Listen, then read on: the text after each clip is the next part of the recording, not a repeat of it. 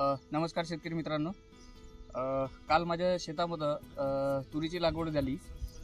त्याचा बीज प्रक्रियेचा आपण काल व्हिडिओ बनवला आणि आज त्याच तुरीमध्ये सोयाबीनची लागवड करत आहे, सोयाबीन पेरत आहे. तर त्या सोयाबीनचा सुद्धा आपण धन्वंतरीच्या बिजोरीच्या आणि RPS 76च्या औषधांनी बीज प्रक्रिया करत आहे. आमचे मामाजी आहे, आज ते मला हातभार लावत आहेत.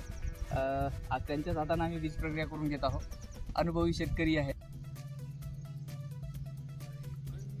जवळपास प्रति किलो 5 ml बिजोरीच आणि 5 ml RPS याप्रमाणे आपण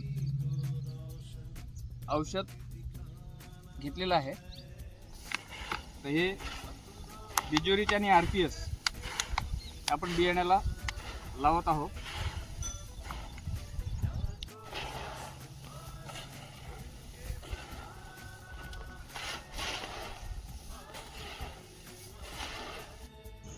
आणि आता सोयाबीनची बीज प्रक्रिया केलेले बियाणे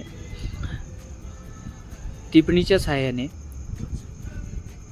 आमचे कार्तिक भाऊ आम्हाला मदत करतात पेरणीसाठी. त्यांच्या मदतीने शेतामध्ये पेरणी करत आहे.